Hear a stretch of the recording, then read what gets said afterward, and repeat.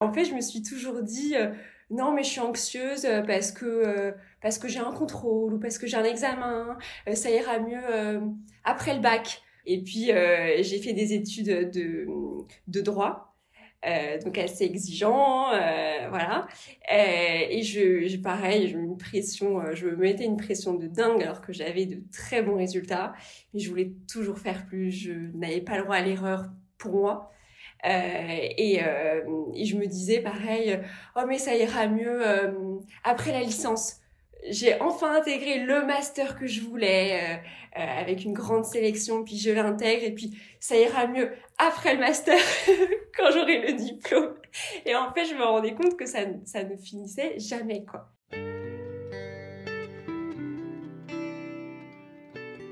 Bienvenue dans Pas de soucis, le podcast pour se libérer de l'anxiété avec Camille Thomas. Je suis Camille et avant d'être coach de santé, j'ai été une grande anxieuse. Je me suis libérée de l'anxiété le jour où j'ai compris que ce n'était pas dans ma tête. Pas de soucis, c'est le podcast pour celles et ceux qui sont fatigués par tout ce qu'ils ont essayé et qui savent qu'ils ont le pouvoir de guérir de l'anxiété naturellement. Alors si tu veux vivre sans anxiété et que tu as l'intuition qu'on ne t'a pas tout dit, ce podcast est pour toi. Je te retrouve tous les lundis pour explorer les pistes qui te permettront d'accéder au calme à l'intérieur de toi. Bienvenue, welcome back dans le podcast. Dans cet épisode, je reçois Héloïse. Héloïse a participé à la dernière édition du programme Arise et elle nous raconte son expérience pour le moins marquante à l'issue du programme. Héloïse nous confie comment elle est passée de « j'ai pas le droit à l'erreur » à « je suis capable ». Elle a aussi expérimenté une guérison physique puissante d'une maladie chronique avec laquelle elle vivait depuis des années. Et je m'arrête là parce que qui de mieux qu'elle-même pour raconter son histoire. Je sais que cet épisode te fera dire « oui, c'est possible, oui, la guérison est possible ». Alors j'ai vraiment hâte que tu l'entendes. Merci d'être ici et merveilleuse écoute. Bienvenue Héloïse, merci d'avoir accepté mon invitation. On a échangé brièvement par message, voilà, donc moi je connais un petit peu ton histoire, mais honnêtement les grandes lignes, donc je suis super excitée aussi et curieuse d'en apprendre plus là aujourd'hui avec toi. Et puis voilà, j'aime particulièrement les témoignages parce que je crois que les témoignages ça parle énormément aux personnes qui nous écoutent. Je reçois souvent des messages de personnes qui me disent « Ah, je me suis tellement reconnue dans l'histoire de où j'ai écouté le témoignage avec est-ce que tu penses que Arise ce serait bien pour moi ou quel serait le premier pas pour moi ?» Donc je crois que ça peut voilà donner plein de déclics et de démarrage à des personnes qui nous écoutent. Donc merci beaucoup pour ça parce que tu y contribues avec cet épisode, avec ce témoignage. Donc merci vraiment d'avoir accepté mon invitation. Merci à toi. On va commencer. J'aime bien plonger dans ces témoignages de façon un petit peu chronologique. Voilà, et j'aimerais te demander, et je pense que ça va parler aux personnes qui nous écoutent, peut-être de nous raconter un petit peu ton histoire. Et puis, est-ce que tu peux nous dire c'était qui, finalement, la Héloïse pré-Arise ? Alors, j'ai pas la prétention de dire que tout s'est passé dans le programme, parce que je crois que c'est toujours une suite de choses qu'on fait. Et il y a une progression, et puis s'il y a quelque chose qui marche pour nous, c'est aussi souvent parce qu'on a fait des choses avant, et à ce moment-là, le système était prêt à intégrer, ou nous, voilà, notre personne, on était prête à cette étape. Mais voilà, c'était qui la Héloïse, celle qui a décidé de se mettre sur le chemin de guérison, celle, on va dire, pré-chemin de guérison. Ouais. Alors, c'est vrai que je pense que c'est un peu bizarre de dire ça, mais je pense que j'ai toujours été assez stressée. Et finalement, je me suis rendu compte pendant le programme qu'on ne naît pas en étant stressé, et donc il y a bien des événements qui font qu'on est anxieux plus tard. Et puis pendant mes études, j'ai été diagnostiquée de la maladie de Crohn. Donc en fait, c'est une inflammation chronique du côlon pour moi. Euh, et donc, euh, c'est pas très sympa. On est anxieux et il y a la maladie qui vient. On a des examens médicaux, un traitement. C'est quoi les symptômes physiques pour les personnes qui nous écoutent ? Parce que tout le monde ne connaît pas la maladie de Crohn. Donc une inflammation Ouais. du côlon, voilà, du système digestif, l'intestin, c'est pas aux mêmes endroits pour certaines personnes. Peut-être pour toi, comment ça se manifestait l'idée, c'est que là, un petit peu, les personnes qui nous écoutent, elles comprennent ton quotidien, il ressemblait à quoi? Parce que c'est quand même, c'est hyper difficile, quoi. Donc moi, j'étais une ado un peu classique comme tout le monde. Je mangeais bien, mais je mangeais des sucreries, des gâteaux industriels, un peu comme tout le monde, des petits déjeuners hyper sucrés, voilà. Et puis un jour, un peu du jour au lendemain, finalement, j'ai commencé à avoir des troubles digestifs. Donc c'était après les repas, d'un coup, j'avais mal au ventre d'un coup et je devais aller aux toilettes. Vraiment, je ne digérais pas. Donc je suis allée voir le médecin, mon médecin généraliste. Bon, voilà, après des repas de temps en temps, je digère pas, j'ai mal au ventre d'un coup, etc. Et puis il me dit bon bah c'est peut-être une intolérance au lactose, au gluten. Bon, on va essayer de diminuer, on va voir comment ça se passe. Et puis je me disais, bon, c'est peut-être le stress aussi. Je suis très stressée tout le temps, voilà. Et puis du coup, j'ai un peu laissé de côté. Il m'a passé des probiotiques qui m'ont vachement aidée. J'avais quasiment plus de douleur. Je me suis dit, bon, bah voilà, c'était le stress. Et puis il fallait remettre ça en place. Et puis un jour, j'ai eu du sang dans mes selles. Donc là, je me suis dit, oh, c'est bizarre. C'est bizarre, mais je me suis même pas inquiétée plus que ça. J'en parlais avec ma mère. Elle me disait, oh, peut-être que t'as mangé de la sauce tomate. Bon, c'est bizarre. Bon, voilà. Et puis une autre fois, ça m'arrive et ma mère était là et du coup je lui montre. Elle me dit bon bah on va aller chez le médecin. Et puis je suis allée chez le médecin et puis et le médecin m'a dit bah ce n'est pas normal. Je suis allée chez le gastro-entérologue. Du coup j'ai fait une colioscopie qui est l'examen pour diagnostiquer ce genre de maladie. Et voilà, donc c'est comme ça que j'ai été diagnostiquée avec finalement des symptômes bah, un peu classiques qui peuvent aussi s'apparenter finalement au syndrome du côlon irritable, je crois qu'on ça s'appelle comme ça. Donc voilà, ça peut être assez commun. Moi, ce qui n'était pas commun finalement, c'était le sang qui m'a alertée. J'ai consulté et puis on a trouvé ça. Voilà. Ouais, j'imagine que ça devait être hyper difficile. Et tu t'es dit, c'est peut-être le stress. Décris-moi un peu ça. T'étais quelqu'un de particulièrement stressé. Ça se manifestait comment? Mais j'étais stressée avant chaque contrôle, avant chaque examen, avant même, bah, par exemple, quand on est en droit, j'avais des travaux dirigés, je devais juste rendre des devoirs. Et bah, je devais relire 15 fois mon devoir, le faire relire. Et j'étais stressée de le rendre, d'avoir une note, en fait, d'être jugée sur quelque chose. Mm. Donc à chaque fois qu'il y avait une question, un examen, un devoir à rendre, j'étais hyper stressée la veille, hyper stressée avant, et c'est vraiment qu'après que j'arrivais à redescendre et à me détendre, quoi. Mais du coup, c'était en continu parce que finalement, dans toute notre scolarité, que ce soit au collège, au lycée ou pour les études supérieures, on est évalué un peu tout le temps. Donc voilà, ça n'en finissait pas. Absolument, je résonne beaucoup avec le ça n'en finissait pas. Moi aussi, j'ai fait des études de droit et un peu comme toi, je me disais toujours au collège, au lycée, ça ira mieux. À la fac, ça ira mieux. Et puis quand je serai à Berlin après en master, ça ira mieux. Et puis en fait, non, parce qu'il y a à chaque fois des challenges qui reviennent. Et puis en fait, voilà, maintenant, je veux dire, on peut dire peut-être après Arise, on le sait ou j'en sais rien, Ouais. mais c'est à l'intérieur de nous. C'est Oui, la et puis on s'en façon. donne des nouveaux à chaque fois en fait.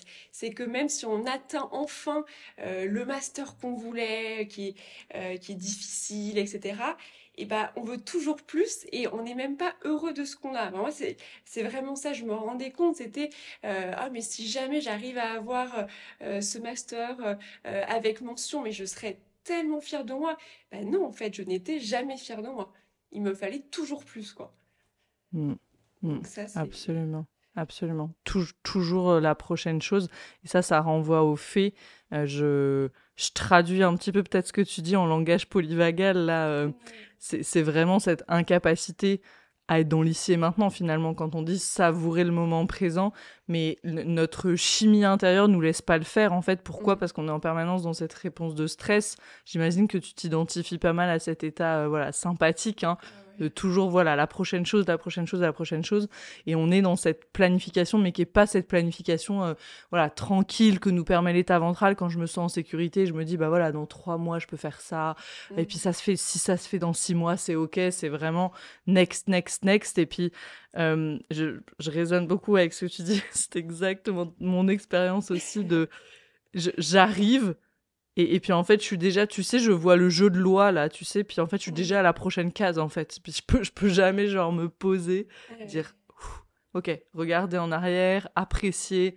Non, ça n'existe pas. Non, c'est sans cesse. Et puis en fait, et là je me rends compte après le programme, c'était en fait, j'étais vraiment dans ce sympathique pour arriver à donner ce que je pensais être le meilleur de moi pendant les examens. Et puis après les examens, je m'effondrais. C'est-à-dire que j'étais épuisée et je pouvais plus bouger de mon lit pendant plusieurs jours. Enfin, il y avait vraiment ça, quoi. Et je fonctionnais que comme ça. Mm. Donc, Ouais, et ça, c'est typique de ce qui va se répercuter après sur le système digestif, puisque tu parles de maladie de Crohn, avec des symptômes voilà, qui peuvent ressembler aussi au syndrome de l'intestin irritable, sachant que voilà, le syndrome de l'intestin irritable, c'est souvent ce qu'on donne comme diagnostic quand on ne sait pas trop ce que la personne a. On lui dit, bah voilà, désolé, vous avez le syndrome de l'intestin irritable, débrouillez-vous. Et puis trouver les enzymes, les probiotiques, le régimène qui marchera pour vous, quoi.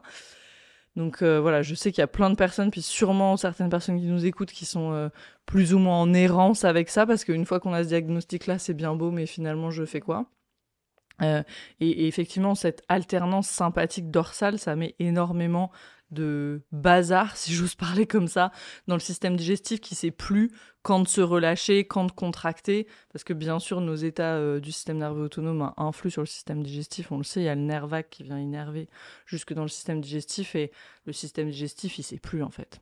Ouais, c'est ça.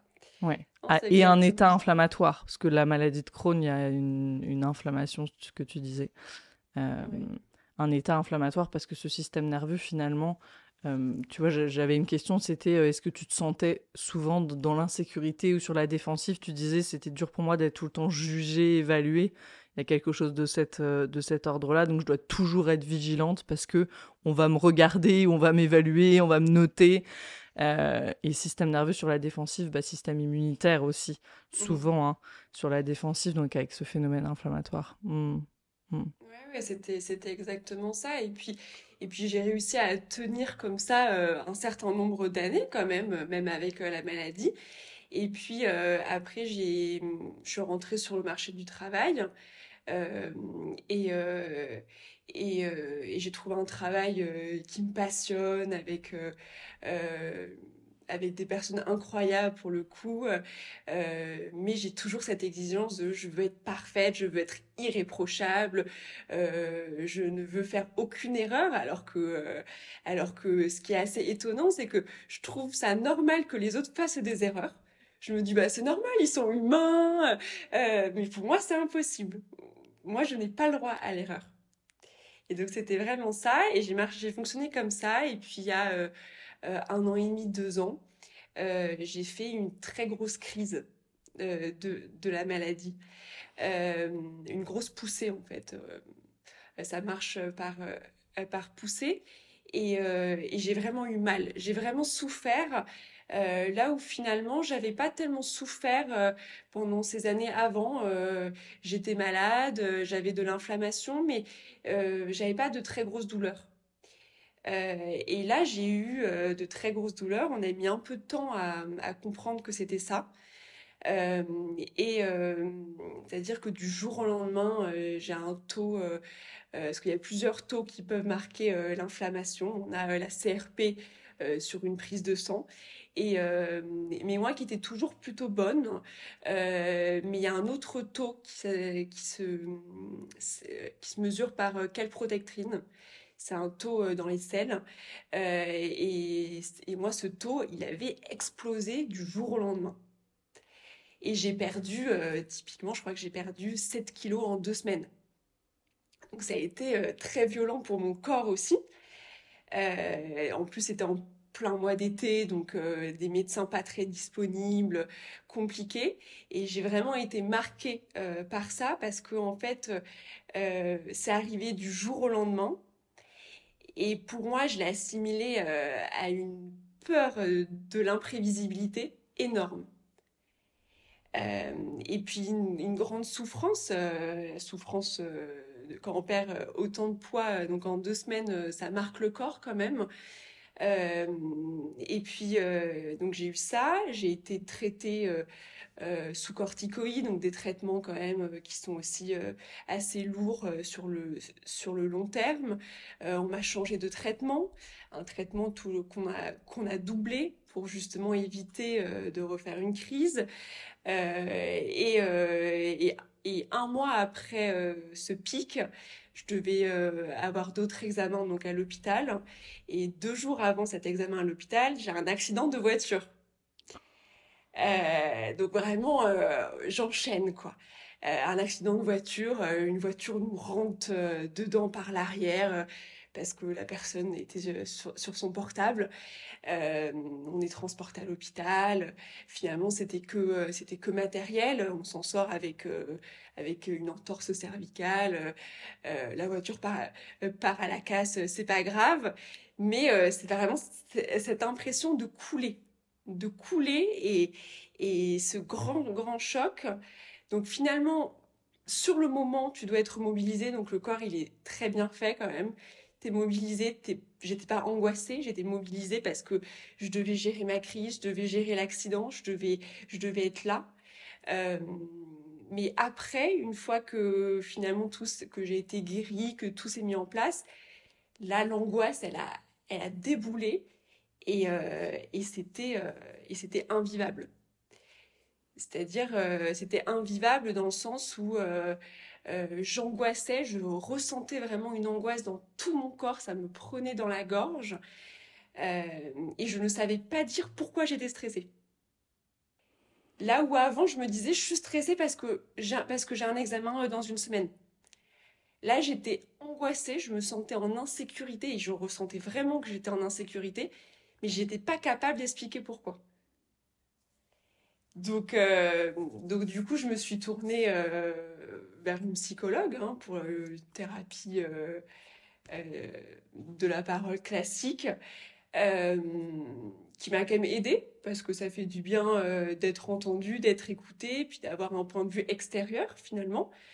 Euh, et mais très vite en fait, j'ai touché le bout parce que elle me disait mais tu vois bien que ça sert à rien de stresser, que tu vois bien que oui, que t'as toujours peur qu'une crise revienne, parce que j'avais peur qu'une crise revienne comme ça du jour au lendemain aussi, mais que tu peux pas vivre dans la peur tous les jours, il y aura toujours une part d'imprévisibilité.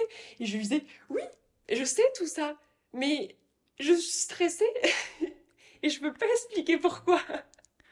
Absolument, absolument. Ouais, t'avais véritablement les empreintes de ce trauma multiple, en fait, parce que sur 2 semaines, il y a eu un trauma de choc, il y a eu la crise qui est aussi un choc, finalement, en fait. Ouais. Ouais, absolument, absolument. Et donc, les glandes surrénales qui s'arrêtaient plus, j'imagine, de produire les hormones du stress, et voilà, et tu le ressentais en Ouais. angoisse, en anxiété. Est-ce que une question pour toi qui me vient là, parce que je suis curieuse, tu sais, on dit c'est arrivé du jour au lendemain.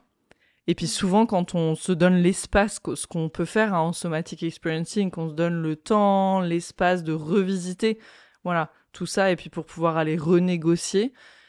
Est-ce que quand on parle aujourd'hui, tu dis, ok, ça paraissait du jour au lendemain, mais est-ce qu'il y avait eu des signaux avant-coureurs que tu peux voir aujourd'hui ou encore aujourd'hui, tu dis, non, ça m'a vraiment prise par surprise et voilà, j'ai été submergée, ça clairement, et ça a été super traumatique parce que c'était trop, hein, la définition première du trauma, quoi, Ouais. c'était trop. Est-ce qu'aujourd'hui, tu dis, ah, il y avait des signaux avant-coureurs ou pas trop? Bah, en fait, ce que je me dis, c'est que ça arrivait 6 mois après, à peu près 6 mois après mon nouveau travail. Un travail que j'aime, enfin, je travaillais encore dans cette même entreprise, Je suis passionnée par mon travail. J'ai une équipe absolument incroyable, des supérieurs qui sont adorables, dans l'empathie, enfin, ce qui est quand même très rare aujourd'hui. Et je pense que c'était enfin, je m'autorisais à peut-être ralentir, arrêter d'être hyper vigilante parce que c'était vraiment mon état pendant des années. J'étais enfin diplômée. Là, j'avais trouvé donc un travail qui me plaisait en tout point. J'avais validé ma période d'essai. Enfin, tout était, tout était top. Il y avait aucun souci. Et je pense que du coup, inconsciemment, je me suis dit, ok, maintenant, c'est bon, je vais pouvoir vivre ma vie. Et en fait, je pense que le corps est très très bien fait. Et du coup, c'est venu à ce moment-là. Voilà. Merci de partager ça parce qu'il y a tellement de personnes qui me racontent une histoire similaire. Alors on a toutes nos histoires qui sont hyper personnelles, mais où ça peut être même quand j'ai eu mes premières crises d'angoisse, je me souviens d'une personne que j'ai accompagnée dans mes débuts, qui était venue à moi et qui me disait j'ai eu mes premières crises d'angoisse en vacances, tu vois. Il y a ce relâchement. Et en fait, effectivement, c'est ce que tu dis, le système tellement bien fait qui dit je sors de la survie, mais tu sais, primaire, quoi. Et ben voilà, je te sors le dossier qui était là-dessous, et le prochain dossier, c'est ça, tu vois. Ouais, c'est Et ça. c'est ce qu'on peut voir quand on commence ce chemin de guérison, puis le travail au niveau du système nerveux aussi, puis on en parle beaucoup dans Rise. Et c'est pour ça qu'on utilise toujours ce terme de titrage, hein, de prendre des tout petits morceaux, parce que c'est ça qui va se passer, en fait. Plus on amène de la sécurité, après notre système, il va comme sortir les dossiers les uns après les autres, et c'est ok, parce qu'après, on a les compétences, et puis assez d'ancrage, assez d'orientation, puis les compétences pour être avec ce qui est. Mais voilà, on va sortir le dossier, puis il y a un peu d'anxiété qui va revenir, où on va avoir un peu mal dans le coude, enfin, peu importe sous quelle forme, où je vais devenir irritable, ou voilà. Et tac, peu à peu, jusqu'à ce qu'il y ait une forme de stabilité qui s'installe, en fait. Où, voilà, des vagues, il y en a dans la vie, parce que life happens, et il y aura toujours des vagues et des petits stress, et voilà, mais qu'on peut complètement absorber, quoi, sans que ça parte en crise ou en maladie ou en énorme stress ou en crise d'angoisse, etc. Yes. Donc ça a complètement du sens, quoi, cette expérience. Et je veux le dire aussi pour les personnes qui nous écoutent, de si vous avez eu ça aussi, un truc de ça y est, c'était enfin installé, où ma vie, elle était comme parfaite à ce moment-là, et puis bim, ça a du sens, quoi. Ça a du sens. Et c'est le système qui fonctionne bien, finalement. Mm, mm. Même si ça peut paraître très, très contre-intuitif et puis un peu agaçant aussi. Mais et puis chez toi il y avait aussi ce phénomène du nouveau quand même. Alors c'est arrivé 6 mois après, t'avais eu le temps c'était devenu familier, mais j'entends aussi beaucoup ça, un déménagement, un nouveau travail. On le sait maintenant, hein, on pratique beaucoup l'orientation dans le programme. Ça demande une énorme orientation au système et on prend pas nécessairement ce temps de s'orienter.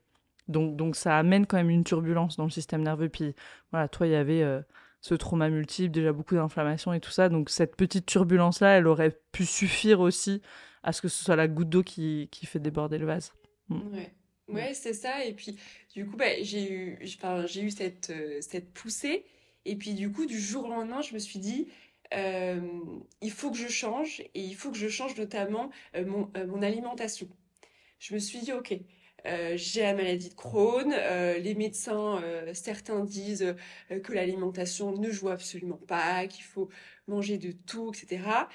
Je me suis renseignée, du coup, je me suis dit non, mais c'est pas possible. Et maintenant, je vais mieux manger. Et alors, même si, encore une fois, je ne mangeais pas mal avant, je mangeais pas mal, mais je mangeais des gâteaux industriels comme tout le monde, de la baguette, etc. Et du jour au lendemain, quasiment, euh, j'ai arrêté le gluten. J'ai arrêté le lactose, en tout cas le lait de vache. Euh, j'ai arrêté, typiquement, pour te donner un exemple, le matin, moi, je prenais du lait avec des gâteaux industriels. C'était mon petit déjeuner. Et puis après, vers 10 heures, je reprenais un gâteau. Enfin voilà. Donc c'était bourré de sucre. Et donc du jour au lendemain aussi, je change ça. À mon avis, c'était quand même un peu trop, avec du recul. Euh, et puis du coup, il y a cette angoisse qui arrive, quoi. Cette angoisse, et j'arrive pas à l'expliquer, et puis j'arrive au bout. Et puis, je me dis, mais là, je vais pas pouvoir vivre avec ça, en fait. Je vais pas pouvoir vivre avec ça. Ma psychologue, elle m'avait dit, bah, tu sais, peut-être, si vraiment l'angoisse, elle est trop forte, tu pourrais peut-être prendre des choses assez... Enfin, un médicament assez léger pour ton angoisse. Et moi, je voulais pas. Vraiment, je voulais pas. Et même, je me disais, ce serait un échec pour moi de devoir passer par ça alors que ça l'est pas et que c'est une solution pour certaines personnes et c'est très bien et il y a aucun souci avec ça. Mais, mais du coup, je me suis renseignée et je suis tombée du jour au lendemain sur ton podcast. Je ne sais pas comment. C'est comme ça que je me dis vraiment que la vie est bien faite et que finalement les choses arrivent quand elles doivent arriver. Mhm. Et donc je suis tombée sur ton podcast et ça a fait vachement sens et notamment j'ai écouté beaucoup les témoignages et je me disais mais c'est vrai en fait je ne suis pas folle. Euh, c'est juste que enfin voilà mon système il est déréglé mais personne me l'avait dit quoi. C'était euh, enfin c'est quelque chose qui est quand même pas très répandu aujourd'hui. Et, euh, et donc, je me renseigne, je te suis sur Instagram, je regarde un peu ce que tu fais. Et puis, ma première étape, ça a été doTERRA. Je t'ai suivi et tu donnais donc une masterclass. Puis après, tu proposais, du coup, j'ai acheté le kit système nerveux. Puis tu proposais un rendez-vous d'accompagnement après. Mm. Et ce rendez-vous d'accompagnement, je me souviens qu'on n'était que deux, donc avec toi. Et donc, on a pu te poser plein de questions. C'était génial. Et puis, les huiles essentielles, elles ont changé ma vie du jour au lendemain. C'est-à-dire que j'ai senti que ça se calmait et que je pouvais enfin, j'avais plus ce brouillard. C'est-à-dire que je pouvais enfin commencer à réfléchir. Je ne savais pas encore comment, ce qu'il fallait faire, mais au moins je pouvais recommencer à réfléchir un petit peu. J'avais un peu plus d'espace, tu vois. Et donc je me suis dit ok c'est super donc il faut que je continue. Puis j'ai vu le programme euh, et là je me suis posé des questions. C'est est-ce qu'il faut que je me lance dans ça? Parce que c'est vrai que je me suis dit sur Internet, on voit plein de choses, on voit plein de choses, enfin plein de grandes promesses. En 21 jours, je vais pouvoir sortir de l'anxiété. Voilà. Puis je me suis dit, mais ce qui est bien, c'est que là, au moins, on ne me promet rien. On me promet rien, on donne pas de temps. Donc voilà, ça c'était déjà pas mal. Et du coup, j'en ai parlé avec mon conjoint. Je lui ai dit, mais qu'est-ce que t'en penses? Est-ce que moi j'aimerais bien faire ça, mais est-ce que tu trouves que c'est une bonne idée? Il m'a soutenue à fond. Il m'a dit, mais oui, vas-y, c'est génial. Donc je me suis inscrite. Mais finalement, le programme n'a commencé que l'été. Et tu vois, finalement, je trouve que mon chemin de guérison, il n'a pas commencé au début du programme. Il a commencé finalement quand je suis tombée sur ces programmes et quand j'ai commencé doTERRA. Et pour moi, c'est vraiment tout un processus. Et c'est ce qui m'a permis d'avoir la capacité pour commencer le programme. Et je suis pas sûre que j'aurais pu commencer du jour au lendemain le programme comme ça. Ok, donc tu as eu comme une phase pré-Arise un peu, et donc tu dis que tu as retrouvé de la clarté avec les huiles notamment. Ouais. Ouais. Tu as peut-être pris certains compléments aussi, ou... Oui. Bon, voilà, absolument des Ouais. micronutriments. Et il s'est passé quoi pour toi dans cette phase pré? C'était juste les micronutriments et puis les huiles essentielles, ou est-ce que tu as fait des choses en particulier? Bah, j'ai continué mon alimentation. Yes. Où j'ai vraiment radicalement tout changé, mais en faisant très simple. C'est-à-dire qu'en fait, je me suis dit, je vais pas faire le compliqué que certains livres ou certains programmes nous imposent. Je me suis tenue sur un petit déjeuner salé. Des œufs, du jambon, des choses. Je suis pas encore arrivée au stade de manger des légumes au petit déjeuner, mais ça arrivera peut-être. Pour l'instant, c'est plutôt des œufs, du jambon. J'ai réintroduit le gluten finalement. parce que j'avais arrêté trop rapidement du jour au lendemain. Et je me suis rendu compte qu'en fait, le gluten, enfin, il fallait pas le diaboliser, mais en fait, j'ai plutôt pris du très bon pain avec des très bonnes farines, du petit épeautre qui est plutôt avec du gluten, mais c'est quand même beaucoup moins, je sais pas le terme, beaucoup moins élevé ou en tout cas, c'est beaucoup plus digeste. J'ai pris, je continuais de prendre du fromage, mais plutôt du fromage donc à pâte dure ou du fromage de chèvre, de brebis. Je prends plutôt des yaourts de brebis. Voilà, j'ai vraiment tout changé.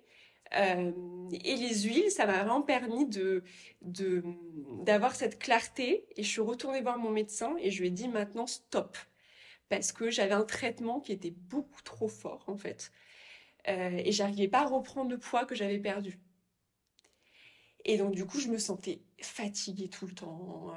Je me sentais pas bien, je me sentais pas moi dans mon corps en fait. Et donc du coup, j'ai eu vraiment cette clarté pour dire maintenant ça va plus être possible.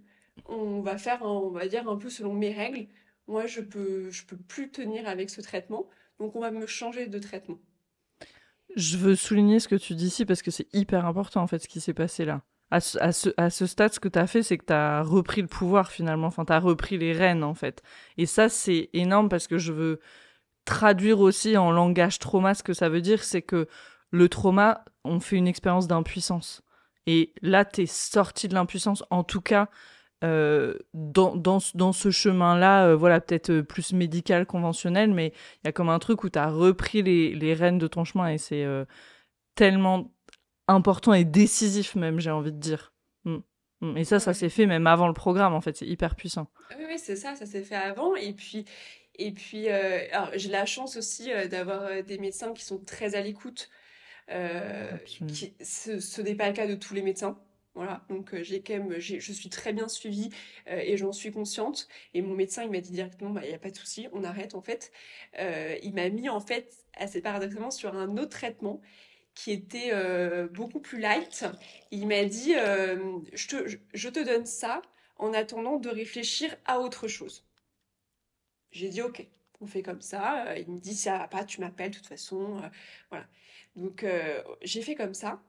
Et pour l'instant, je n'ai pas changé de traitement, finalement, parce que j'ai commencé le programme, du coup. Euh, et puis tout est devenu plus clair.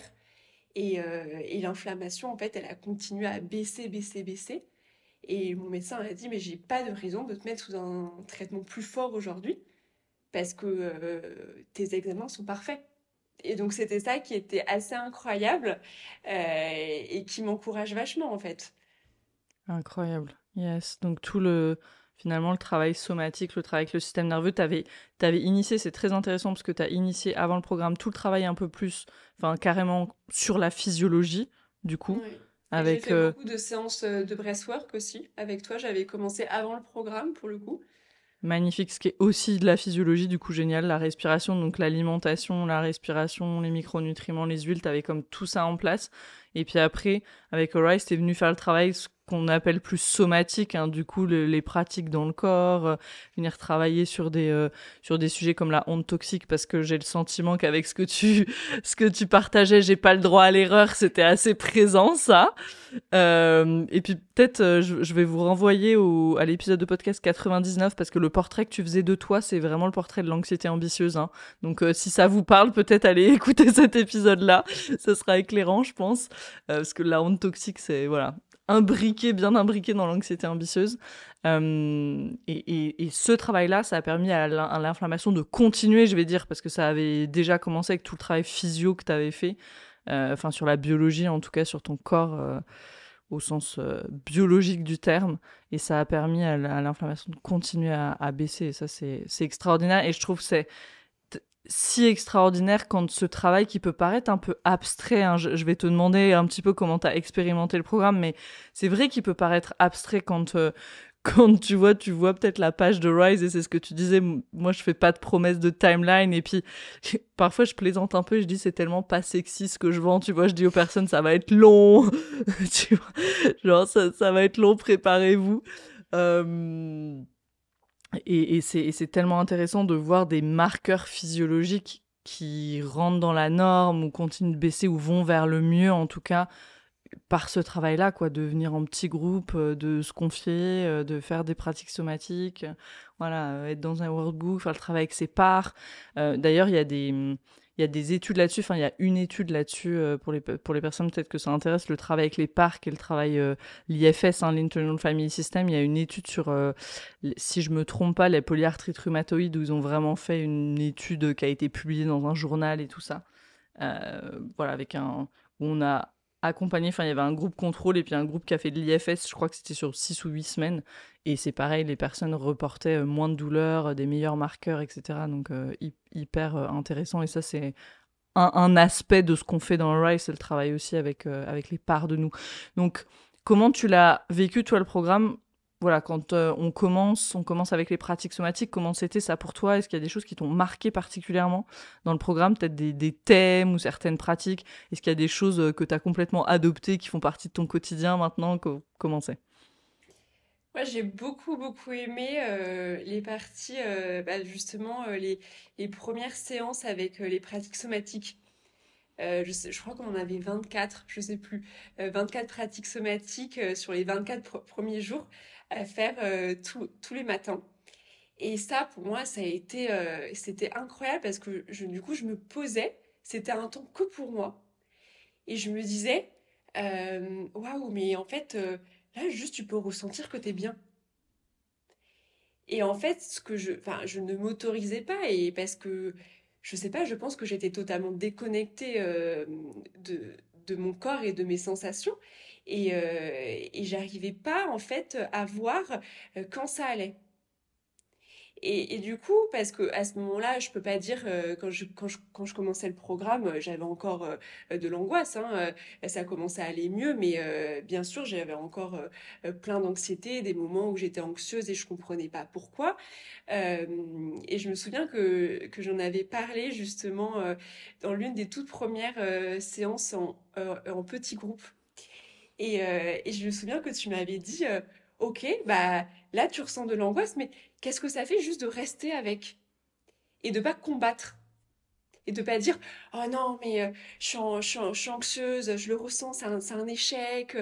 Et juste, ok, c'est là. Est-ce que tu peux juste soutenir, accompagner, puis t'es avec, et puis c'est ok. Et ça, pour moi, c'était vraiment, bah ouais, mais c'est vrai qu'en fait, je peux juste accompagner et puis être là. Ok, c'est là. Peut-être que pendant quelques jours, quelques semaines, je vais ressentir ça, mais je suis là et puis à la fin, en fait, ça part sans qu'on s'en rende compte. Et ça, c'était assez incroyable pour moi. Cette recherche de ressources aussi. C'était bah, pareil dans les premières séances, enfin, tu nous disais, avant tout, recherchez vos ressources. Et je me souviens, en fait, je me rendais compte qu'il y avait des ressources dans rien, quoi. Enfin, dans même un petit truc, ça pouvait être une ressource. Et typiquement, moi, j'avais ma tasse de thé et de sentir la chaleur de ma tasse de thé autour de mes mains. C'était, euh, c'était pour moi une ressource énorme. C'était prendre une douche et vraiment sentir et prendre le temps de ressentir l'eau sur ma peau. Et c'était en fait une reconnexion au corps au fur et à mesure, petit à petit. Et ça m'a fait un bien fou. Et puis, euh, et puis la communauté et le groupe. Alors qu'au début, tu vois, j'en avais vraiment peur. Au tout début, quand on a commencé, tu nous proposais de nous présenter sur le groupe. Et moi, j'étais là, oh là là, mais qu'est-ce que je vais dire? Qu'est-ce que les gens ils vont pouvoir penser de moi? C'était vraiment très difficile. Et c'était aussi très difficile pour moi de lire les témoignages des autres. Parce que j'étais encore j'avais trop d'activation. et de lire en fait le témoignage des autres, et ben j'avais une part de moi qui avait tout le temps peur et qui disait mais imagine ça t'arrive aussi.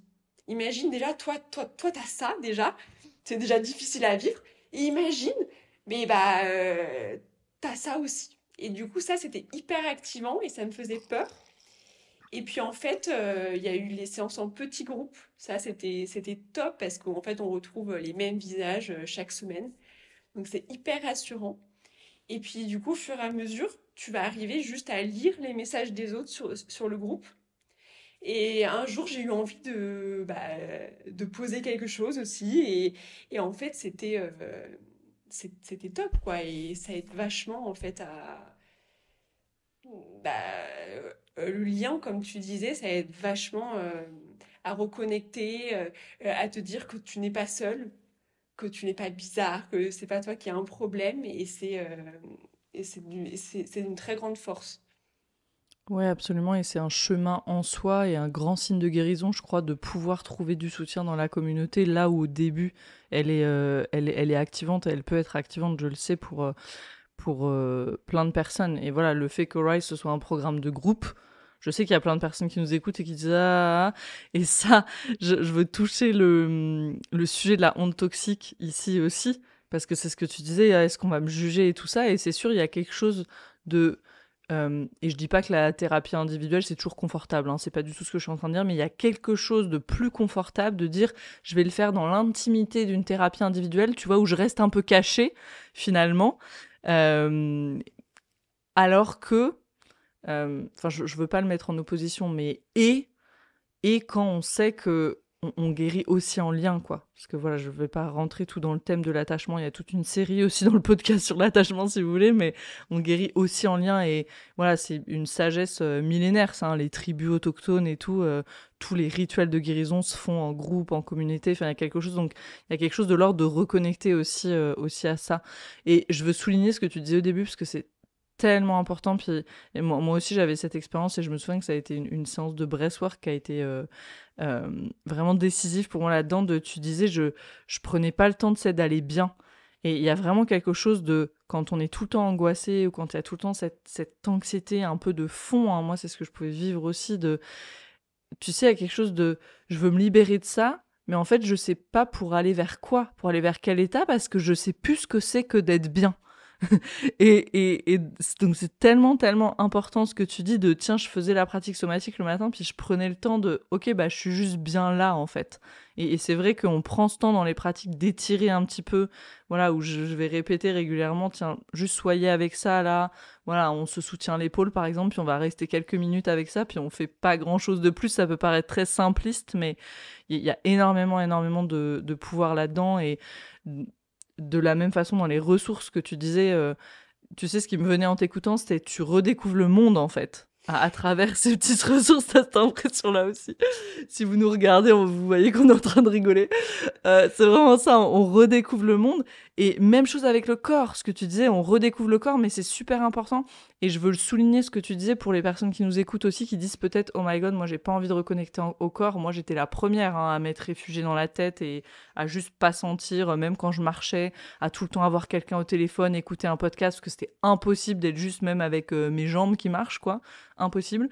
Mais c'est connecter au corps à travers des choses agréables. Et c'est ça le pouvoir, je crois, de la ressource, où tu dis mes mains sur la tasse de thé, l'eau sur ma peau, tout ça, c'est des choses agréables. Puis c'est par ces 7 portes d'entrée-là, en fait, que je vais prendre. Et donc, ça va pas être submergent et ça va être beaucoup moins terrifiant aussi pour nos parts protectrices, voilà, qui nous laissent peut-être un peu plus y aller, quoi. Ouais, Mm. et puis je me souviens très bien aussi d'une fois euh, où tu nous as dit, vous pensez que vous êtes stressé toute la journée, mais en fait, il y a forcément un moment dans la journée où vous l'êtes pas. Peut-être que c'est juste 30 secondes quand vous allez aux toilettes, mais il y a forcément 30 secondes par 30 secondes où en fait, et donc du coup, j'ai un peu traqué ces moments-là, et je me suis dit, mais elle a raison, elle a raison. Quand je prends juste une douche ou quand je pense juste à ma peau, ou quand je pense juste à l'eau sur ma peau, ben à ce moment-là, j'angoisse pas. Mm. Et donc, en fait, de me dire que c'était possible. Ok, sur beaucoup d'autres moments, pour l'instant, j'ai de l'angoisse, je suis activée, je peux la délimiter, je peux la voir, etc. C'est ok, mais je suis là pour ça, et il n'y a pas que ça dans ma journée. Tellement, tellement important, cette inversion, hein. Ouais, ouais, Ouais. absolument, absolument. Et ça, je crois que c'est le pouvoir de la ressource aussi. Et puis, on travaille beaucoup avec notre attention, en fait. Comment diriger notre attention, absolument. Donc, il y a ces marqueurs de l'inflammation pour toi qui continuent à baisser, enfin, qu'aller en tout cas vers le mieux. Euh, Est-ce qu'au fur et à mesure du programme, tu as remarqué d'autres changements, peut-être, voilà, dans ton corps, dans les niveaux d'anxiété, les émotions, peut-être la rencontre avec certaines parts de toi, comment ça s'est manifesté, les changements que tu as pu voir, expérimenter? Ouais, ben en fait, ça s'est fait. Moi, ce que j'ai beaucoup aimé, c'est que ça s'est fait tout en douceur. Je me suis pas réveillée un jour en me disant, ça y est, c'est fini, c'est génial. Et donc, du coup, ça peut paraître, parce que je sais enfin, quand on commence un programme, quand on se lance dans quelque chose, on a envie d'un résultat hyper rapide, de suite, de se dire, oh, mais demain, c'est bon, ça ira mieux, etc. Ça s'est fait progressivement, mais j'ai remarqué ces évolutions et mon entourage l'a remarqué. C'est-à-dire que à un moment, ça faisait 1 mois et demi qu'on avait commencé le programme. euh, je parlais avec mes copines et puis mes copines elles me disent, mais quelque chose qui a changé, quoi. T'es différente, t'es plus joyeuse. Et je m'en étais même pas rendu compte, quoi. Et c'est vrai, puis je leur ai dit, mais c'est vrai, je me sens beaucoup mieux. Et du coup, je leur ai expliqué, j'ai commencé un programme, je vois les choses différemment, j'apprends tellement de choses, et puis ça a tellement de sens, en fait, parce que je suis quelqu'un qui a besoin de tout comprendre. Et j'ai besoin de tout comprendre. Et là, tout est tellement détaillé. Je comprends mais pourquoi quand je ressens ça, enfin, qu'est-ce qui entre en jeu, voilà. Et du coup, ça, moi, ça m'a vachement sécurisée. Et je me disais, ok, bon, bah, là, je suis peut-être épuisée. Mais en fait, non, c'est pas forcément parce que j'ai une crise qui va arriver, parce que je suis malade. C'est juste parce qu'en fait, j'ai mon système qui est en train de se réguler. C'est fatigant, c'est normal. Il faut que je soutienne, que je prenne le temps. Et donc ça, pour moi, c'était énorme. Et puis, j'ai quand même eu certaines étapes franchies, notamment une fois en séance de breathwork. Je sais pas si tu te souviens. C'était une séance et c'était une séance qui était assez forte pour moi et qui m'a replongée un peu dans des souvenirs et dans des moments de mon enfance. Et puis je me suis mise à courir pendant cette séance de breathwork. Alors j'étais allongée parce qu'on est allongé pendant la séance, mais mes jambes se sont mises à courir et vraiment, et je me suis dit, mais en fait, là, je suis en train de fuir, c'est bon, j'avais besoin de fuir, de partir.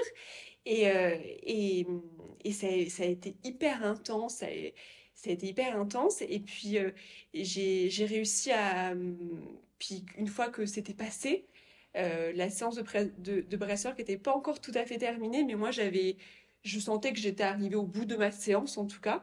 Euh, et je t'avais écrit un message, je t'avais dit, mais c'était hyper intense. Euh, je me suis mise à courir partout. Mes jambes, elles ont commencé à courir, à trembler. Et là, je me suis dit, ok, j'ai, enfin, j'ai passé un cap. En tout cas, je me suis vraiment dit, euh, il y a ça et il faut que. Et du coup, j'ai approfondi ça. Je suis partie voir mes parts. Euh, et ça, c'était un moment qui était très fort.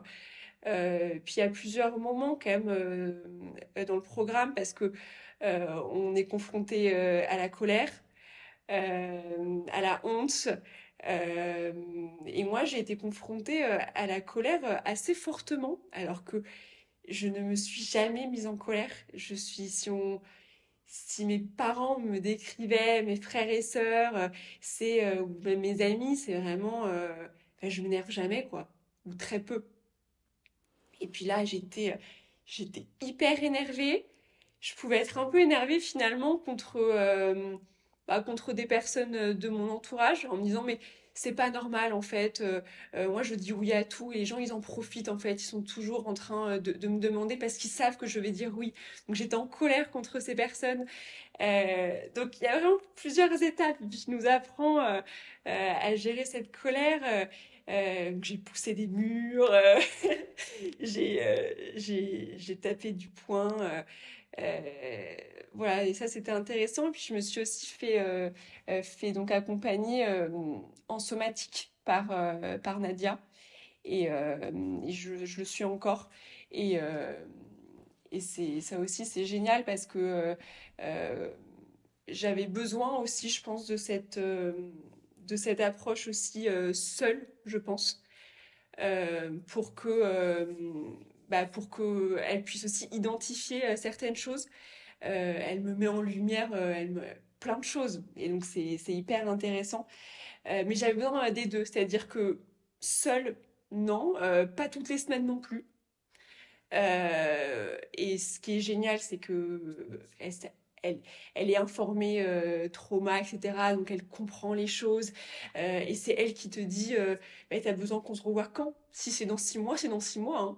Il n'y a pas de, il y a pas de, il faut venir toutes les 2 semaines. C'est quand tu veux. Et donc ça, pareil, un espace énorme. Tu te dis, il n'y a pas d'obligation, il n'y a pas de contrainte.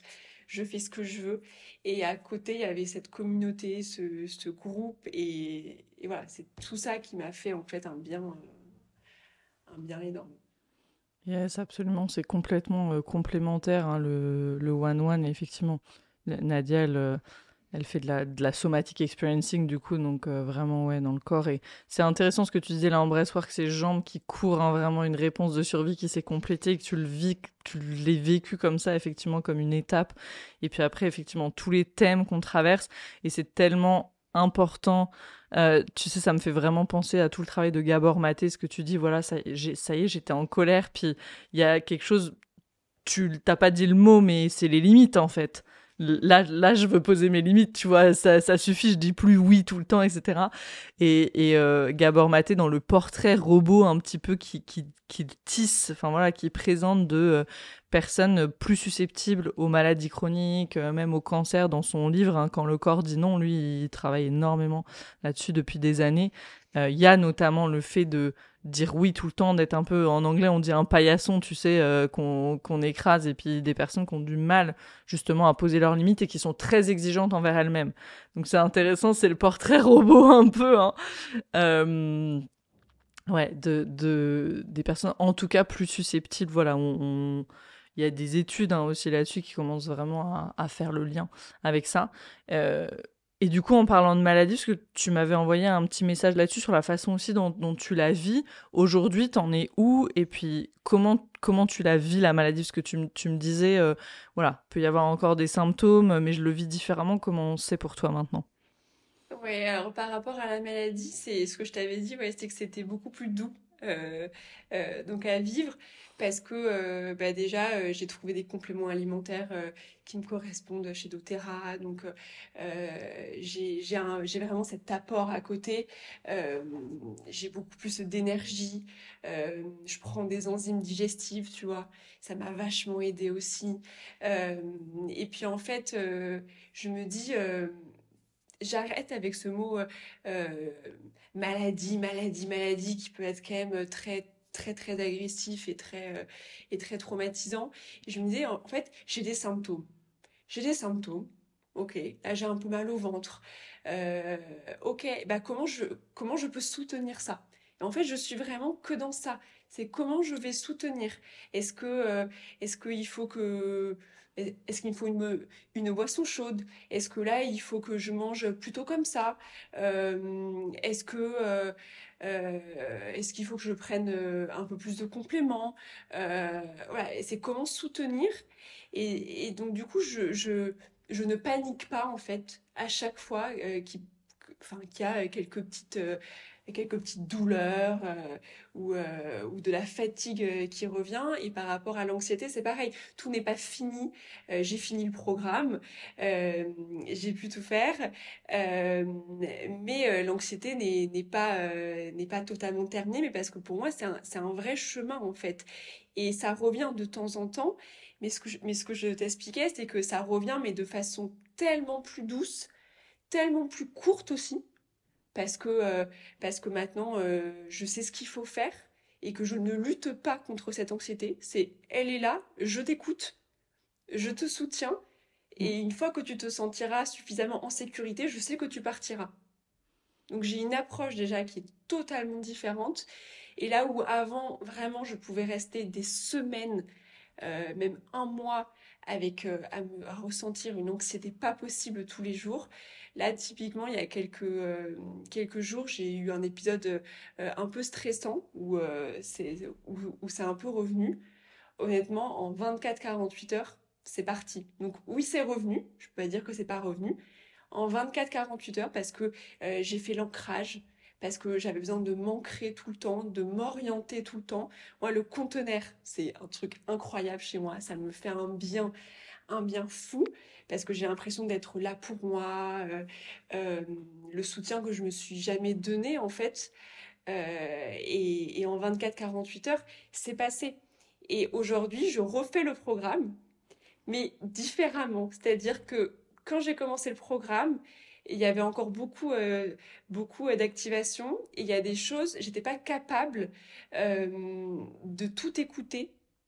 Et notamment, j'étais incapable de lire le programme. Moi, la version écrite, j'étais pas capable de la lire parce que c'était trop activant. J'avais besoin d'écouter des choses, d'entendre.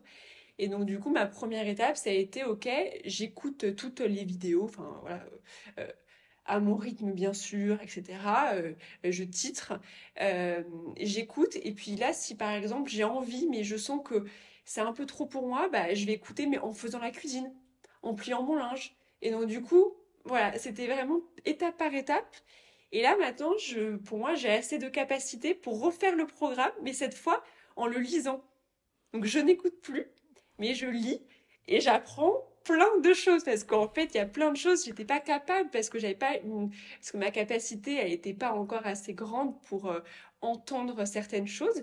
Et ben là je le refais et il y a plein de choses que je redécouvre et c'est incroyable. Et du coup je sais que l'anxiété elle peut revenir mais que ça va être toujours plus doux et toujours plus, et en fait c'est la vie. Et quelque chose qui m'a énormément aidée, c'est un de tes messages que tu avais mis où tu as annoncé ta grossesse et que donc tu allais partir en congé maternité. Et donc tu nous as expliqué que pendant plusieurs semaines, plusieurs mois, tu as eu une phase où tu t'es dissociée, etc. Et je sais et je me rappelle d'un commentaire d'une personne qui disait, oh là là, mais moi ça me panique parce que même si même Camille, elle arrive à se dissocier, mais nous on est foutus quoi. Et puis moi je me suis dit, non mais c'est génial, c'est-à-dire que même Camille, en fait, elle vit ça parce qu'en fait c'est la vie, parce que dans la vie on aura forcément des choses qui vont venir t'activer. La vie elle est pas toute rose, hein. On vit tous des choses, c'est comme ça. Et donc du coup c'est normal, ça peut durer quelques jours, quelques semaines, c'est pas grave, mais juste j'ai les outils et je sais comment faire. Absolument, absolument. Cette solidité de régulation, et puis je vais même aller au niveau au-dessus de ce que tu dis, c'est après, avec le recul, de se dire waouh, c'est génial qu'il y ait eu cette réponse de survie, parce que ces 3 mois-là, si je m'étais pas dissociée avec mon historique de fausse couche et tout ça, eh ben ça aurait été tellement angoissant, tu vois, c'est tellement submergent pour mon système que magnifique qu'il y ait eu tous ces moments de dissociation qui me donnaient des pauses, tu vois, finalement, pour pouvoir être avec ce qu'était le reste du temps. Donc, c'est même pas prêt, c'est complètement développer de la gratitude pour ces mécanismes de survie parce que maintenant t'en as plus peur, et je crois que je veux souligner ça dans ce que tu disais, t'en as plus peur, tu les comprends, et c'est absolument un parti pris dans le programme, dans le Rise, de rassurer la tête, parce que je crois qu'on peut pas, tu vois, nous on n'est pas des orientaux quoi, on est des occidentaux et on est dans une société où il y a de l'information partout, on a besoin de comprendre, on est hyper cerveau gauche, voilà, scientifique, on a besoin de border tout, d'expliquer et tout ça. Et d'arriver dans un programme où on dit ça y est, maintenant on va être à 100% dans le corps, laissez la théorie, pas besoin d'explication. Non, parce que nos parts protectrices, elles vont être complètement affolées là-dedans. Donc je crois qu'il faut rassurer la tête, c'est hyper important. Et c'est ce que tu disais, ça t'a permis à plein de moments, et moi ça a été la même chose avec moi, tu vois, la théorie polyvagale. Voilà, quand on t'explique, ah ça y est, t'es dans cet état et tout ça, et que tu commences à pouvoir identifier les états pour toi-même, ça redonne une telle maîtrise de l'expérience et ça enlève tellement de peur, de doute, de oh my god, est-ce que je vais rester comme ça toute ma vie, et tout ce qu'on fait dans le programme pour expliquer aussi comment est-ce qu'on va le vivre, c'est ce que tu décrivais. hyper important. Oui, c'est normal, vous allez être fatigué. Là, à ce stade, peut-être que vous allez ressentir ça avec la colère, peut-être qu'il y a ça, il y a la musculature qui va venir s'engager, par exemple. Peut-être que du coup, il va y avoir un petit peu plus de tension dans le corps. Enfin, ce genre de choses, effectivement, hyper importante. C'est génial que tu reparcours le programme, j'adore, d'une autre façon. Et ça aussi, c'est le parti pris d'avoir la vidéo, l'audio et l'écrit, parce que je crois qu'effectivement, en fonction et de nos périodes de vie, voilà, du temps je vais pas dire qu'on prend, qu'on y accorde, et puis de notre capacité, c'est ce que tu disais, c'est hyper intéressant. Et puis voilà, ça continue aussi avec Arise Alumni, là, pour cette année, on commence à avoir un curriculum assez complet de points, notamment un petit peu plus sur la biologie, la physiologie, les fascias, on a des sujets de nutrition, des choses qui sont pas dans le programme, parce que je crois qu'on a beaucoup de choses à faire avant ça, mais qui n'en restent pas moins hyper important sur ce chemin-là. Merci Héloïse. La dernière question que j'aimerais te poser peut-être, c'est est-ce que ta vision du monde, elle a changé? Tu vois, la vision de toi, j'ai l'impression, voilà, de comment tu expérimentes le monde, elle a changé. Avant, tu disais que tout t'inquiétait, etc. Qu'est-ce que ça t'a apporté toute cette période? Puis peut-être pas que le programme, vraiment tout ton chemin de guérison, là, en termes de sentiment de sécurité, de peut-être bien-être général, des différents dans tes relations, tu vois. Ouais, comment c'est pour toi aujourd'hui? Et puis, est-ce que peut-être tu voudrais dire quelque chose à peut-être des personnes qui nous écoutent et qui ont commencé à s'engager sur leur chemin, ou sont peut-être tout au début, se reconnaissent sûrement dans des pans de ton histoire ou dans peut-être toute ton histoire. Ouais, qu'est-ce que tu voudrais leur dire? Est-ce que tu aimerais leur dire quelque chose?